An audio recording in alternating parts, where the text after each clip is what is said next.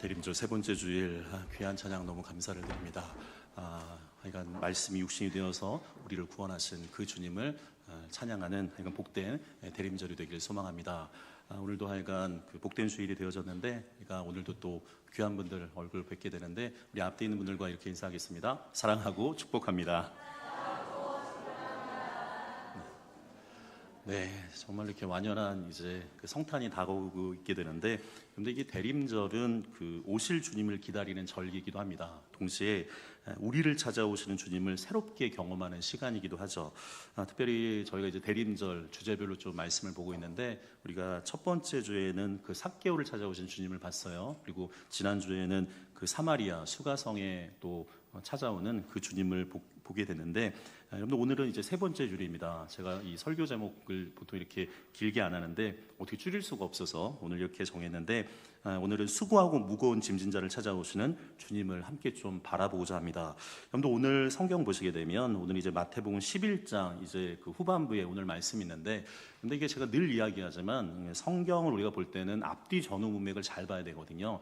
특별히 제가 새벽에도 그런 말씀드렸지만, 여러분 이게 이단이라고 이야기하는 건 그 가감 왜곡이라고 얘기했어요. 그러니까 이 하나님의 말씀인 성경이 있는데, 가라는 건 이제 더하는 거죠. 그러니까 이 말씀을 더하거나 감은 이제 빼는 거죠. 그리고 이제 왜곡은 말 그대로 이제 왜곡하게 되어지는 건데, 근데 이게 하나님의 말씀을 보려면 하여간 앞뒤 문맥을 잘 볼 필요가 있는데, 오늘 이 성경 보시게 되면 이 마태복음 11장은 오늘 분위기와는 조금 달라요. 그러니까 이 예수님이 특별히 회개하지 않는 도시들, 그리고 근데 이게 기적이라고 얘기하는 건 예수님이 어떻게 보면 다른 사인의 말씀이 되어지게 되는데, 그런데 이 기적을 보고도 마음을 돌이키지 않는 사람들이 있어요. 그래서 이 주님께서 강하게 화 있을 진저라고 이제 책망하시게 되어지게 되고, 그리고 이제 아버지께 그 감사 기도를 한 다음에 오늘 이 본문이 이제 초대의 말씀이 등장하게 되는 거죠.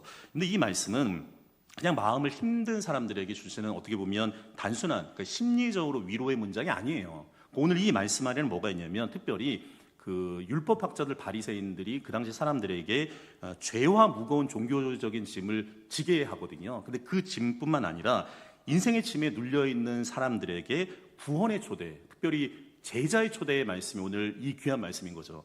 사랑하는 엘메 성도 여러분, 이 말씀을 통해서 하나님의 은혜가 저와 여러분에게 늘 함께 있기를 간절히 축원드립니다. 오늘 본문을 보시게 되면 예수님께서 그 인생을 살아가는데, 여러분들 우리 인생이 늘 활기차면 좋은데 때로는 인생이 지칠 때가 있잖아요. 그 지친 인생들에게 이 세 가지의 말씀을 초대하게 되는데, 첫 번째는 내게로 오라는 거예요. 그리고 두 번째는 나의 멍에를 메라. 그리고 마지막은 이제 내게 배우라. 이 세 가지의 말씀인데, 여러분들 이 세 가지가 서로 분리된 말씀이 아니에요. 그러니까 분리된 말씀이 아니라 예수님이 어떻게 우리의 인생을 회복할 것인지 그 구원의 길이 되어지는 말씀인 걸 보게 되죠. 우리가 한 가지씩 좀 살펴보려고 하는데, 여러분 첫 번째는 주님께서 우리에게 내게로 오라고 이야기해요. 특별히 힘을 주시는 주님이 오늘 이 말씀 가운데 드러나게 되는데, 우리 28절에 있는 말씀 같이 한 목소리 읽겠습니다. 수고하고 무거운 짐진 자들아 다 내게로 오라. 내가 너희를 쉬게 하리라.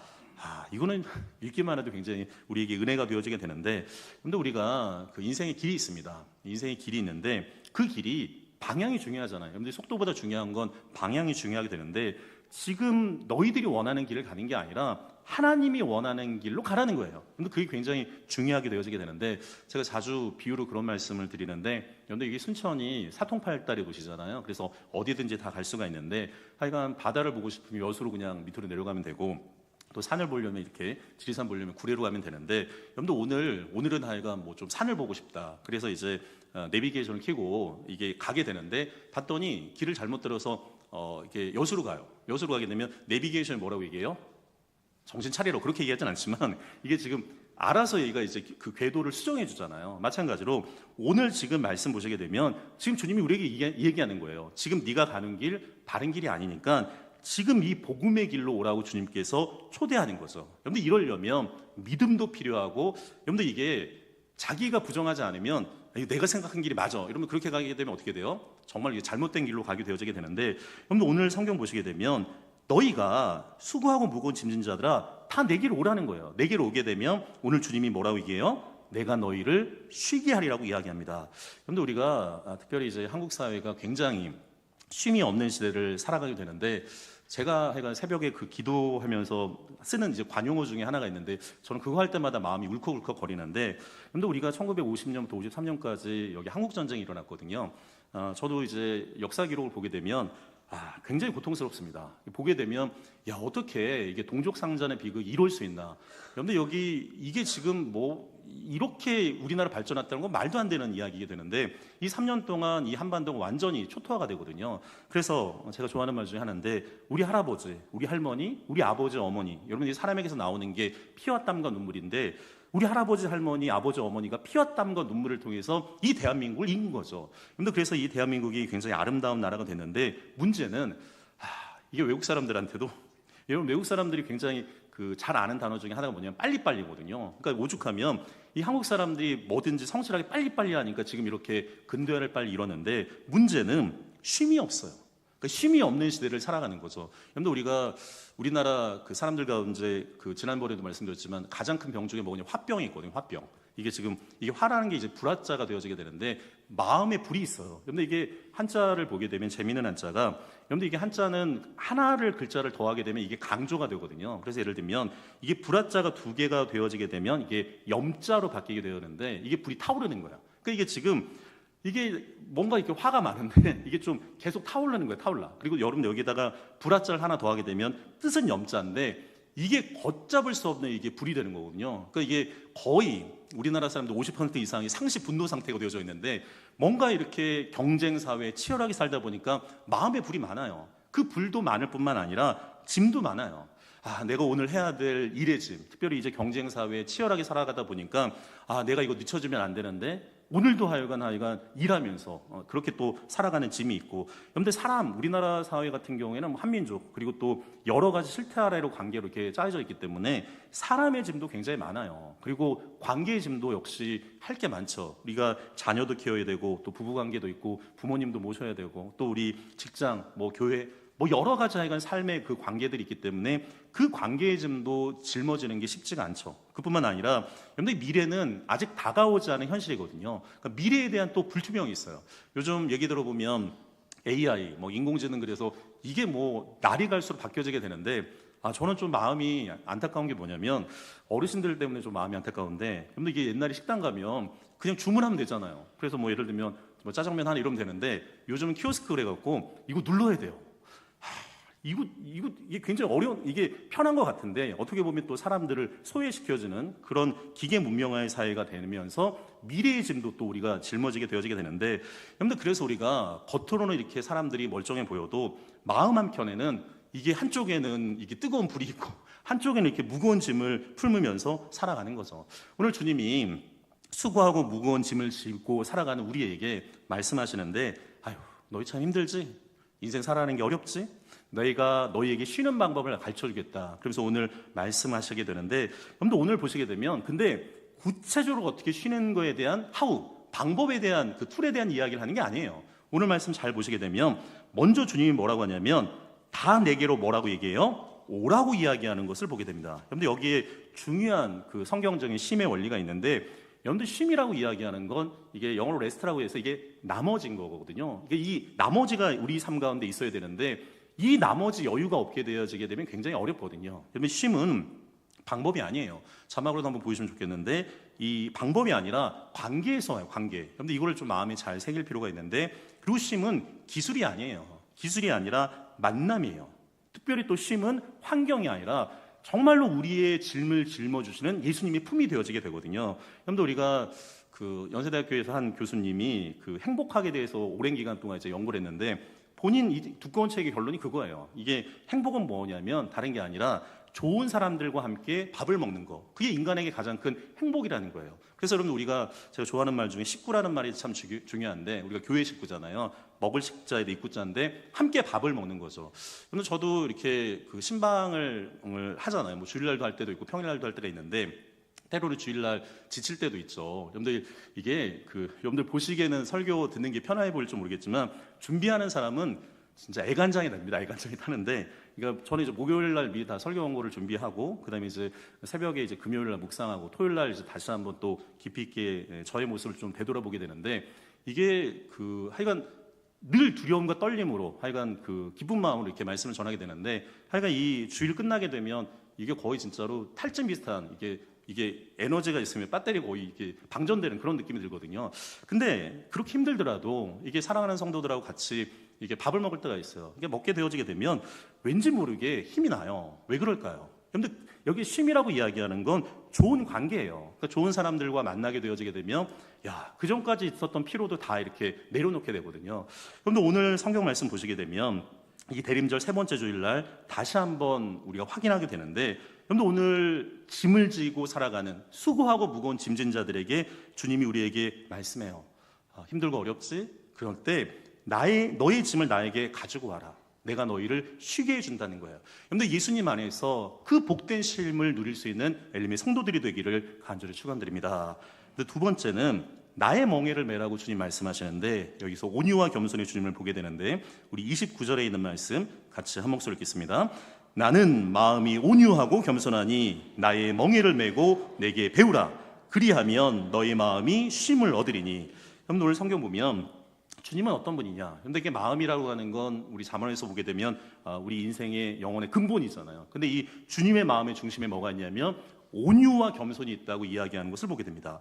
근데 보통 사람이 죽을 때 세 가지 후회하면서 이제 죽는다고 하는데, 그래서 이제 그걸 껄껄껄 하다가 이제 죽는다고 하는데, 근데 첫 번째가 좀 더 참을 걸.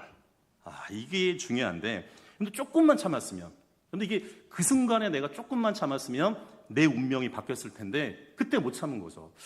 내가 사랑하는 사람에게 그 얘기하지 말 걸 조금만 참았다면, 내가 자녀에게 그 얘기하지 말고 조금만 참았다면, 그리고 내가 직장 가운데 그 사람과 조금만 욕을 참았다면, 이게 조금만 참았으면 내 운명이 바뀌었을 텐데 못 참은 거예요.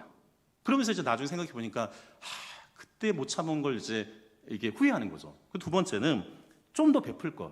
여러분들 우리가 태어날 때는 우리가 아기들이 이렇게 태어나잖아요. 이렇게 태어나는데 그 세상의 모든 것을 다 가질 것처럼 태어나지만, 여러분들 마지막에는 다 내려놓고 이게 가는 게 우리 인생이에요. 여러분들 우리가 다 가질 수 있고 다 먹을 수 있는 게 아닙니다. 여러분들 우리가 뭐 호텔 뷔페 뭐 아주 비싼 데만 가도 여러분들 이게 금액을 지불해도요, 여러분들 거기 있는 거 다 먹나요?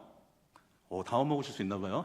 여러분들 그런 사람은 없어요. 왜냐면 근데 이게 얼마나 많은데 그걸 다 먹겠어요? 우리가 먹을 수 있는 거는 한정돼 있어요. 자, 그런 것처럼 여러분들 우리가 가지고 있는 뭐 건강이나 특별히 뭐 재물 같은 거, 여러분들 이게 집에 가서 옷 한번 보세요. 우리나라 지금 잘 살아갖고 아마 입지 않은 옷들이 굉장히 많을 거예요. 이거 다 입을 수도 있는 게 아니거든요.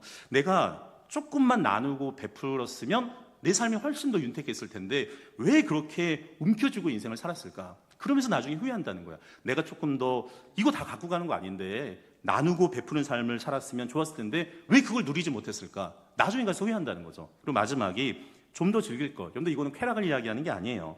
그런데 우리가 인생을 살아가다 보면 마디마디가 있어요. 그러니까 그때그때마다 나와 함께한 사람들이 있었는데 그때 좀 더불어서 잘 살았으면 좋았을 텐데, 우리가 부모님과 같이 이렇게 있었을 때 내가 이 부모님한테 좀 속상하게 해드리지 말고 부모님하고 좀 그렇게 청소년 시절 잘 지냈으면 좋았을 텐데, 그리고 또 청소년 시절에는, 그리고 또 대학교 시절에는 친구들하고 그렇게 좀 잘 지냈으면 좋았을 텐데, 내가 결혼했을 때 이 결혼한 이 사랑하는 사람과 조금 더 더불어서 잘 살았으면 좋았을 텐데, 내가 귀한 아이를 낳았는데 이 아이들과 그때 마디마디가 있는데 왜 함께 그렇게 누리지 못했을까? 그리고 여러분 우리 교회 공동체가 있잖아요. 여기서 우리가 좀 신앙생활을 함께 더불어서 잘 살았으면 좋았을 텐데 왜 그랬을까? 나중에 그 후회한다는 거예요. 더불어 사는 인생의 기쁨을 분명히 그때마다 주셨는데 그걸 누리지 못한 거죠. 그래서 좀 더 참을 걸, 좀 더 베풀 걸, 좀 더 즐길 걸, 그 껄껄껄하다가 인생이 끝난다고 하는데, 여러분들 근본 원인이 뭐예요? 오늘 주님이 뭐라고 하냐면 나는 마음이 온유하고 겸손하다고 이야기하는데, 여러분들 결국에는 우리의 삶의 모든 불행은 우리가 교만해서 그래요. 또 하나, 우리의 인생의 실패는 온유하지 못하기 때문에 그렇거든요.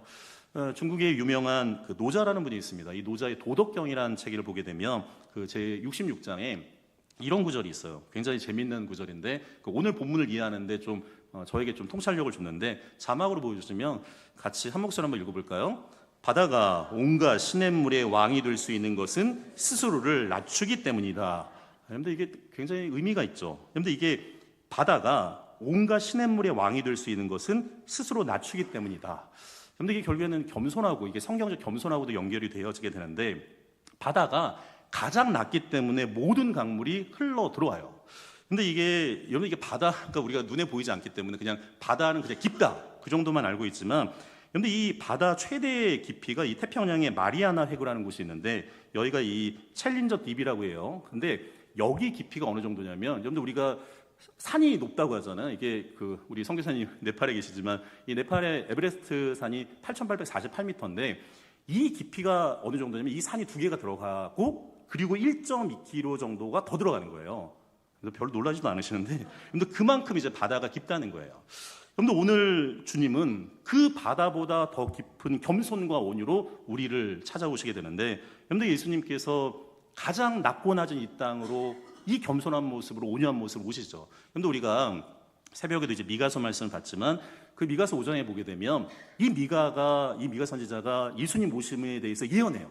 근데 어디서 출생할 건지에도 얘기하는데 베들레헴을 이야기하거든요. 여러분들 지금은 베들레헴 하면 뭐 교회 다니시는 분들 모르는 사람도 없고 지금 세상 사람들도 뭐 예수님 태어났는데 베들레헴을 웬만하면 알거든요. 그러나 이 미가가 예언했을 때 그 베들레헴, 그리고 예수님 당시 베들레헴은 어떻게 보면 깡촌 중에 깡촌이에요. 누구도 알지 못하는 곳이에요. 근데 예수님이 그 당시 세계의 수도였던 로마에서 태어난 것도 아니고 소위 말하는 그 이스라엘 예루살렘에서 태어난 것도 아니고 아무도 알지 못하는 베들레헴에서 태어났다고 이야기하는 건 그만큼 낮고 낮은 모습을 보여주신 거죠. 그뿐만 아니라 그분은 사람이 거주하지 못하는 짐승이 있는 말구에서 오신 주님을 보게 돼요. 여러분들 그렇게 낮아지고 온유하신 주님이 우리에게 뭐라고 말씀하시냐면 나의 멍에를 매라고 얘기해요. 나의 멍에를 매라. 이게 굉장히 귀한 말씀인데 저도 제가 서울에서 태어났기 때문에 이게 지금 또 도시에서 태어나신 분들은 멍에, 특별히 이게 박 가는 거 보기가 굉장히 어려운데 제가 그래갖고 요즘 챗GPT가 유명하니까 야 내가 주일날 설교해야 되는데 이 마가태복음 11장 28절을 기반으로 해서 멍에를 그려줘. 그랬더니 제가 지브리식으로 그려달라고 했더니 저렇게 그려줬는데 보게 되면 이게 소 두 마리가 있잖아요. 이 건장한 소 두 마리가 있는데 이 소 두 마리 옆에 연결하고 있는 게 뭐예요? 저기 이제 멍에가 되어지게 되는데, 근데 이게 밭을 가는데 소 두 마리가 있어요. 이 긴 멍에를 소 두 마리가 이제 메고 가게 되는데 저 멍에가 굉장히 길죠. 그리고 그 뒤에다가 이제 보습쟁기를 들고서 이제 소가 이제 걷는 대로 따라가게 되는데, 자, 저 그림을 한번 잘 마음속에 새겨두시고 그림 내려주시고 좋고, 자, 예수님 말씀해요. 여러분 이 멍에는 혼자 매서는 움직일 수가 없어요. 이게 너무 길기 때문에 같이 더불어서 가야 되거든요. 주님 말씀하십니다. 자, 내가 이쪽을 맸다. 네가 이쪽을 매라. 그리고 이 내 멍에를 매라고 이야기해요. 여러분들 잘 생각해 보세요. 왜 우리 인생이 이렇게 힘이 들까? 여러분들 내가 어떻게든지 이 멍에를 들고 가려고 하니까 너무너무 힘들죠. 오늘 주님이 이야기해요. 수고하고 무거운 짐진 자라 다 내게로 오고 나의 멍에를 매라고 이야기하는데, 우리가 지금 힘이 드는 이유는 주님과 함께 이 멍에를 매지 않기 때문에 그래요. 주님께서 이 멍에를 들고 가면 여러분들 이게 힘들지 않을 텐데 내가 어떻게든지 내 인생의 주인이 되려고 가게 되니까 너무너무 힘든 삶을 살아가게 되는 것을 보게 되죠. 주님이 말씀해요. 수고하고 무거운 짐진 자들아, 왜 그렇게 혼자 어렵게 인생 살아가냐? 내가 있지 않냐? 여러분들 그 멍에를 함께 지어주시는 그 주님과 동행하는 믿음의 백성들이 되기를 간절히 축원드립니다. 오늘 성경 보시게 되면 세 번째는 내게 배우라고 이야기하는데 제자를 부르시는 주님의 모습을 보게 되는데, 주님께서 내 멍에를 함께 매자. 여러분 이거 동행이에요. 그러니까 이 성경 창세기부터 요한계시록까지 하나님이 주시는 가장 큰 복은 동행의 복인데, 오늘 성경에 뭐라고 하냐면 그리고 내게 배우라고 해요. 내게 배우라. 그런데 이게 성경 보시게 되면 이 배우라는 말이 번역이 조금 이제 부족한데, 여러분들 이게 원래 이 신약 성경은 헬라어로 기록되어 있거든요. 오늘날 이제 그리스어라고 얘기하는데 이게 헬라어 원문으로 되어져 있는데, 원래 원문의 이 배우라는 뜻은 마데테스라는 뜻이 있어요. 그러니까 이 뜻은 어떤 뜻이냐면 제자가라는 뜻이 있어요. 제자. 그러니까 쉽게 말하면 내게 배우라고 얘기하는 건 제자가 되라고 얘기하는 거예요. 그런데 여기서 우리가 조금 비교를 해봐야 되는데, 근데 제자하고 학생은 달라요. 그러니까 이 학생이라는 건 말 그대로 배울학자죠. 배우는 사람인데 학생은 지식만 이제 공부하면 돼요. 그러니까 그래서 우리가 이제 시스템으로 뭐 초등학교, 중학교, 고등학교, 대학교, 그러니까 학교라는 곳에서 지식을 이제 배우고 공부하는데, 근데 제자는 배움으로 끝나지 않아요. 그냥 이게 알므로 끝나는 게 아니라 삶으로 연결되고 그 삶이 결국에는 그리스도인으로 됨으로 연결돼요. 그러니까 이게 제가 한 글자로 이야기하면 알면서 삶으로 되고 삶에서 됨으로 이제 연결되는 게 제자가 되는 건데, 여러분들 그래서 제자는 함께 살아가야 돼요. 특별히 이 제자는 수시로 그 스승의 얼굴을 뵙지 않으면 이건 제자가 아닌 거죠. 특별히 오늘 성경 말씀 보시게 되면 주님이 우리에게 말씀하시는데 내 제자가 되라는 거예요. 다른 제자가 되는 게 아니라 내 제자가 되라. 그러니까 우리가 예수님의 제자가 되어지게 되면 예수님을 점점 닮아가게 되죠. 그런데 교육에서 가장 중요한 건 닮아가는 거예요. 결국에는 닮아감을 통해서 우리가 배우게 되고, 제가 그래서 청년들한테 늘 이야기하는 게 좋은 롤모델이 있어야 된다고. 그런데 이게 좋은 롤모델이 있다 보면 그 롤모델을 따라가다 보면 내가 같이 바뀌어지게 되는 거거든요. 근데 롤모델이 없다는 건 두 가지인 거죠. 이게 무지하거나 교만한 건데, 오늘 주님이 뭐라고 하냐면 나를 따라오라는 거예요. 그러니까 예수를 따라가다 보면 같은 마음을 갖게 되고 같은 걸음을 걷게 되고 같은 행복을 얻게 되는 거죠. 그런데 그래서 가장 중요한 것 중에 하나가 우리가 제자가 이제 되어지기는 하는 건데, 여러분들 여기 하나 그 용어를 더 붙이게 되면 그래서 제자 훈련이 필요한 거예요. 여러분들 제자는 하루아침에 만들어지지 않습니다. 여러분들 우리가 예수님의 제자들, 이 제자들이 나중에 신학으로 넘어가게 되면 이제 신학에서 사도라고도 이야기하게 되는데, 여러분들 제자는 하루 그냥 예수님 만났다고 제자 되는 게 아니거든요. 우리가 알고 있는 12명의 제자는 예수님하고 거의 몇 년 동안 같이 생활을 해요. 3년여간을 같이 생활을 해요. 그 이야기가 결국에는 이 4개의 복음서로 되어져 있는데, 근데 문제는 우리가 수요일날 제가 마가복음 거의 2년 동안 저희가 이제 16장인데 강의를 했는데, 이게 안타까움이 있습니다. 그러니까 이 마가복음을 보게 되면 이 마가복음의 주제는 고난받는 종의 이야기거든요. 근데 예수 그리스도는 그 십자가의 고난의 길을 계속해서 가요. 일관성 있게. 근데 이 제자들은 예수님을 따라가긴 따라가는데, 마가복음 14장에 보게 되면 너무 안타까운데 14장에 보게 되면 제자들이 다 도망가거든요. 그러니까 가장 중요한 그 십자가 바로 앞에서 도망가요. 그리고 한 명 남아있죠. 누가 남아있나요? 그래도 베드로 남아있었는데, 안타까운 건 이 베드로가 예수님을 몇 번이나 부인해요? 3번 부인해요. 그러니까 도망갔으면 3번이나 부인하지 않았을 텐데 3번 부인하고 마지막에는 어떻게 하나요? 저주하고 맹세하더라. 성경에 그렇게 기록되어 있어요. 그리고 이 닭이 울면서 이제 베드로가 거의 울면서 그냥 그러면서 이제 마가는 끝나게 되는데, 그만큼 제자가 되는 게 굉장히 어렵죠. 근데 놀라운 건 뭐냐면, 여러분 그때 절망하면 안 돼요. 그러니까 우리가 누가복음을 보게 되면, 특별히 이제 누가가 이제 사도행전을 쓰게 되는데, 여러분들 사도행전을 보게 되면 주님께서 십자가에 죽으신 다음에 제자들이 예수를 만나요. 그런데 이 예수를 만난 베드로에게, 여러분 보통 만약에 3번 부인하고 저주하고 맹세했으면 우리 같으면 에이, 그 인간 다시는 안 본다. 아마 우리는 그럴 것 같아요. 근데 예수님 어떻게 하냐면 베드로에게 질문하잖아요. 뭐라고 해요? 요한의 아들 시몬아, 네가 나를 사랑하느냐? 한 번 하는 게 아니라 몇 번 해요? 3번 해요. 베드로가 분명히 3번 저주하고 맹세하고 부인했는데, 예수님 똑같이 요한의 아들 시몬아, 네가 나를 사랑하느냐? 베드로가 다시금 신앙 고백해요. 네, 그렇습니다. 주님께서 승천하기 전에 2가지를 부탁해요. 니네 딴 데 가지 말고 여기 예루살렘에 있어. 2번째는 보혜사 성령이 너희와 함께 하실 거다. 그런데 사도행전 2장에 성령이 그들에게 임해요. 우리가 사도행전 1장 8절을 보게 되면 오직 성령이 너희에게 임하시면 뭐라고 되죠? 너희가 권능을 받고 예루살렘과 온 유대와 사마리아 땅끝까지 이르러 내 증인이 된다고 해요. 근데 여기서 권능이라는 말은 원래 헬라어로 디나미스라는 뜻인데, 이게 원래 다이나마이트의 원이 돼요. 그러니까 이게 폭발력 있는 거죠. 성령께서 그들에게 함께 했더니 그들이 어떻게 돼요? 변화돼요. 그 전까지는 십자가 바로 앞에 고난 앞에서 부인하고 저주하고 맹세했던 인간들이었는데, 성령께서 역사하니까 그들이 어떻게 돼요? 변화돼요. 나중에 이 제자들이 말씀 선포했더니 3,000명이 넘는 사람들이 예수께 돌아와요. 그래서 예루살렘 교회가 소위 말하는 메가처치로 시작되는 것을 보게 되죠. 그런데 여기서 보게 되면 참 제자가 되기 위해서 많은 시간이 걸려요. 이들이 엎치락 뒤치락, 그러니까 후회하는 일도 많았지만, 그러나 여러분 이들이 결국에는 역사에 기억이 남는 제자들이 될 뿐만 아니라 가룟 유다를 제외한 대부분의 제자들, 그러니까 이 사도 요한은 마지막에 계시록을 주님이 쓰게 하기 위해서 남겨놓고 나머지 10명의 제자들은 순교의 길로 가는 것을 보게 됩니다. 사랑하는 예민 성도분, 우리가 이 제자들의 역사를 통해서도 교훈을 얻을 수 있어요. 여러분 역사의 가장 중요한 점은 교훈을 얻는다는 거예요. 보게 되면 우리도 그렇습니다. 우리가 때로 마가복음 14장처럼 예수님의 제자라고 이야기하지만 우리가 훈련 과정 가운데 실패할 때가 있어요. 내가 갑자기 욥처럼 당하는 시련이 있고 질병이 있고 관계 문제, 걱정, 근심, 여러분들 여러 가지 또 사업의 실패와 좌절들이 우리에게 다가올 때가 있어요. 여러분들 그것이 우리가 예수의 제자가 되는 모든 것이 다 교과 과정인 것을 기억할 필요가 있는 거죠. 오늘 주님께서 마지막으로 그 제자의 길을 가는 우리에게 이렇게 결론적으로 이야기하시는데, 우리 30절에 있는 말씀 같이 한 목소리 읽겠습니다.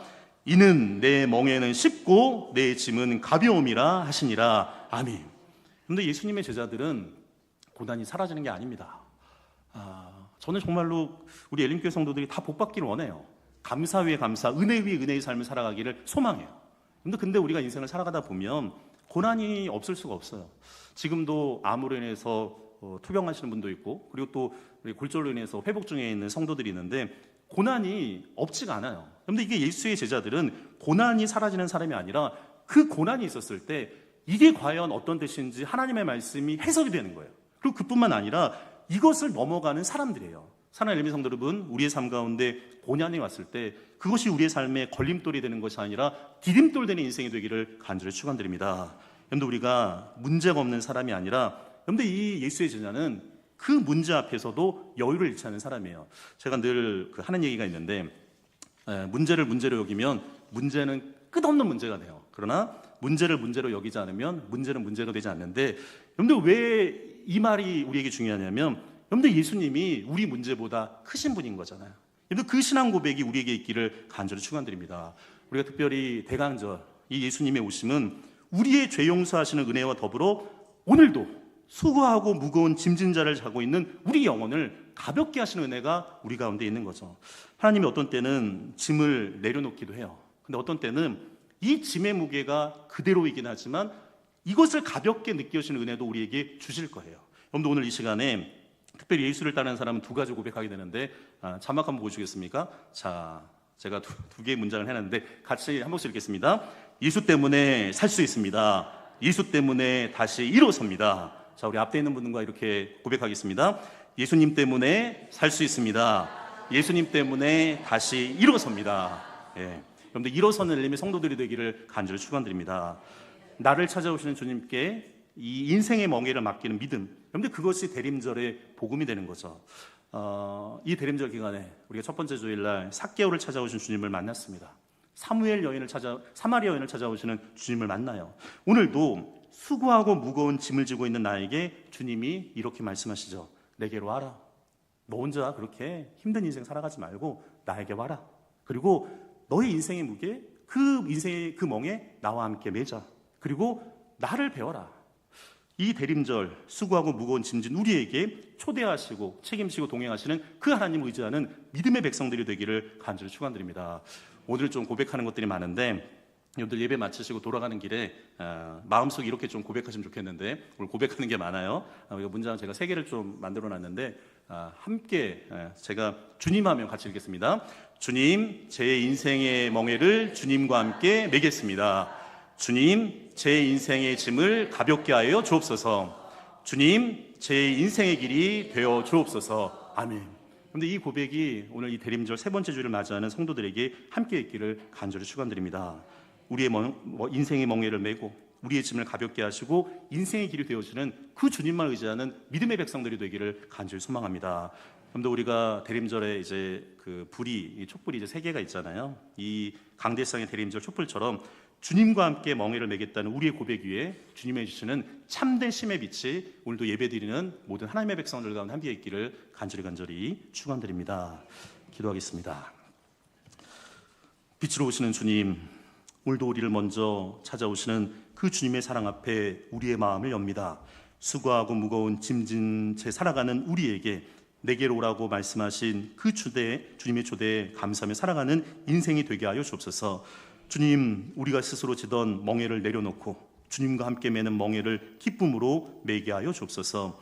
온유와 겸손의 주님을 닮아가며 매일의 삶에서 주님의 발걸음에 맞춰 걷는 제자가 되게 하여 주옵소서. 고난 가운데 있는 성도도 있습니다. 주님, 은혜 베풀어 주시고 또 결정의 기로에 선 이들에게 주님의 지혜를 주시고 마음이 지친 이들에게 참된 힘과 평안을 주시옵소서. 특별히 육신의 고통 가운데 있는 자들에게 주님 고쳐주시고 치료해주시고 일으킴의 역사가 나타날 수 있도록 인도하여 주옵소서. 대림절에 우리를 찾아오시는 주님, 우리의 가정과 교회에 주님의 빛을 비추시고 예수님 때문에 살고 예수님 때문에 다시 일어서는 믿음의 공동체가 되게 하여 주옵소서. 주 예수 그리스도 이름으로 기도드리옵나이다. 아멘. 이제는 우리를 찾아오시는 평강과 힘이 되시는 우리 주 예수 그리스도의 은혜와 우리를 아버지의 품으로 부르시는 하나님 아버지의 크신 사랑과 우리와 동행하시며 제자의 길을 가르치시는 성령 하나님의 위로 역사하심이 이 대림절 기간을 살아가며 주님의 멍에를 기꺼이 메고 주님을 배우며 따라가길 소망하는 우리 사랑하는 엘림의 모든 성도들과 그 가정과 걸음 위에 그리고 이 나라 이 민족 위에 이제부터 영원토록 함께 있기를 간절히 축원드리옵나이다. 아멘.